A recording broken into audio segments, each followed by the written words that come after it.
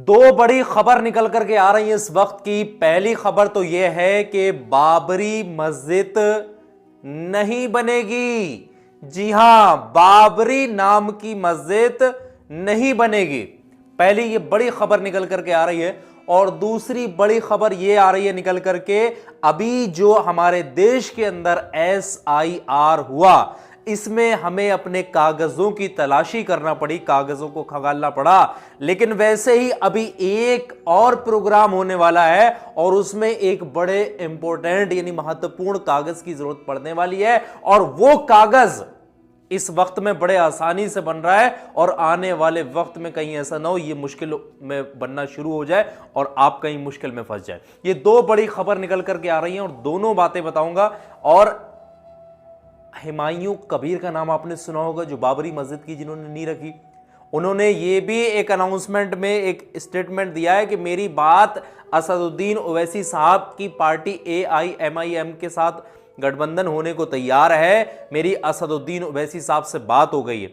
लेकिन उसका कहीं भी कोई दूर दूर तक ऑफिशियल स्टेटमेंट ना तो AIMIM पार्टी की तरफ से ना असदुद्दीन ओवैसी साहब की तरफ से कहीं से भी नहीं निकल करके आ रहा है। और बड़ी एक खबर निकल करके आ रही, वो भी आपको बताएंगे।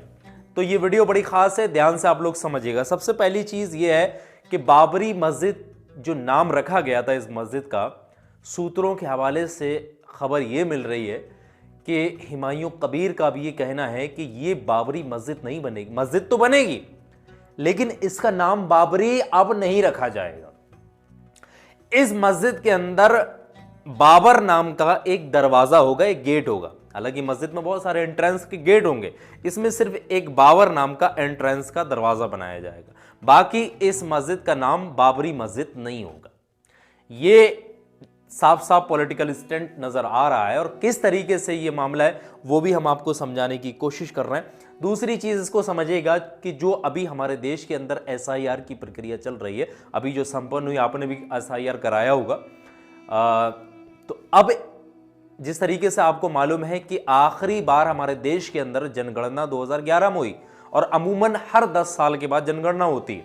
2021 में होनी थी, फिर 31 में होनी थी, लेकिन 2021 में कोरोना आने की वजह से हमारे यहां पर जनगणना नहीं हो पाई। तो अब ये जो जनगणना है 2027 में होनी है, यानी 2026 आने वाली और अगले साल हमारे यहां जनगणना होगी। इसमें हमें अपना जो है नागरिकता दिखाना, यानी अपने आप को इस देश का नागरिक साबित करना होगा, तभी हम जनगणना में शामिल हो पाएंगे। अब ऐसे में हमें बहुत सारे डॉक्यूमेंट की जरूरत पड़ती है। आपने देखा SIR में कागज लोग खंगालते फिर रहे थे, लेकिन देश की नागरिकता साबित करने के लिए एक सबसे वैलिड और सबसे बड़ा जो डॉक्यूमेंट है वो है भारतीय पासपोर्ट। जी हां, भारतीय पासपोर्ट आपका सबसे बड़ा कागज है और इस वक्त में बड़े आसानी के साथ बन रहा है। सिर्फ 1500-1600 रुपए की फीस देके आसानी के साथ आप आधार पैन कार्ड के जरिए से पुलिस वेरिफिकेशन के जरिए पासपोर्ट आप अप्लाई करके 15 दिन में बनवा सकते हो। इस वक्त में बड़ा आसानी के साथ बन रहा है। आने वाले वक्त में कहीं ऐसा ना हो जाए कि पासपोर्ट बनना ही मुश्किल हो जाए, नए नए नियम आ जाएं, फीस बढ़ जाए या डॉक्यूमेंटेशन की रिक्वायरमेंट और ज़्यादा बढ़ जाए, क्योंकि अपनी नागरिकता साबित करने के लिए आधार कार्ड अब वैलिड नहीं है। आधार कार्ड के जरिए आप अपनी नागरिकता को साबित नहीं कर सकते। तो सबसे वैलिडेट जो आपके पास जो डॉक्यूमेंट होगा वो आपका पासपोर्ट होगा और इस वक्त में बड़े आसानी के साथ बन रहा है। तो आप इसको बनवा के रखिएगा, क्योंकि देखें जन्म प्रमाण पत्र जो है वो अब बनता नहीं है। बड़े होने के बाद जब बच्चा पैदा होता है तो अमूमन 1 महीने तक उसकी वैलिडिटी होती है कि आप इसको बनवाइएगा। उसके बाद बड़ा मुश्किलात का सामना करना पड़ता है जन्म प्रमाण पत्र बनवाने के लिए। तो अलग अलग जो प्रमाण पत्र बनते रहते हैं, लेकिन सबसे जो वैलिड है वो है आपका आपका पासपोर्ट। तो इसको बनवा लीजिएगा। 2027 में जनगणना होगी, कहीं ऐसा ना हो आप भी कागजातों को जो है वो खंगालते फिरें। अब एक जो चीज हम बता रहे थे कि हुमायूं कबीर ने कहा है कि हमारी असदुद्दीन ओवैसी साहब से बात हो गई है और अब हम उनके साथ मिलकर के चुनाव लड़ेंगे। लेकिन असदुद्दीन ओवैसी साहब और AIMIM पार्टी की तरफ से कहीं से भी कोई भी ऑफिशियल स्टेटमेंट नहीं आया। और एक चीज सामने निकल करके आ रही है कि AIMIM जो असदुद्दीन ओवैसी साहब की पार्टी, उसके जो कार्यकर्ता हैं, जो उनकी ये AIMIM पार्टी है, इसके लोग का कहना यह है कि हम हुमायूं कबीर का साथ नहीं देंगे। वो बीजेपी के इशारे पे काम कर रहा है, यानी बीजेपी के लिए काम कर रहा है। कैसे? उनका कहना है कि हम जो ममता बनर्जी के साथ में, पश्चिम बंगाल का जो बंगाल के अंदर ममता बनर्जी के साथ में मुस्लिम वोट है, अब इन्होंने ये बाबरी का जो विक्टिम कार्ड खेला, तो इससे होगा क्या?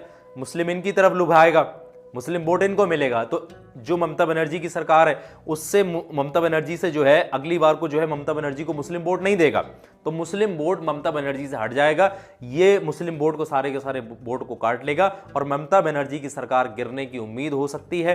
फिर वहां पर जो है बीजेपी की सरकार बनने की बहुत सारे उम्मीदें और आशंकाएं जताई जा रही हैं। यानी बीजेपी की सरकार को बंगाल के अंदर लाने के लिए ये सारी प्लानिंग की जा रही है और इसमें साफ साफ नज़र आ भी रहा है कुछ लोगों का ये सूत्रों के हवाले से, और जो है AIM पार्टी जो है इसका जो लीडर्स हैं, इसके जो कार्यकर्ता हैं, उन लोगों की तरफ से ये बयानात सामने निकल करके आ रहे हैं कि हम इनका साथ नहीं देंगे, ये बीजेपी के लिए काम कर रहे हैं। तो ये कुछ खबरें निकल करके आई हैं और जो मैंने आपको लगा कि सबसे पहले बताने की कोशिश कर रहा हूँ।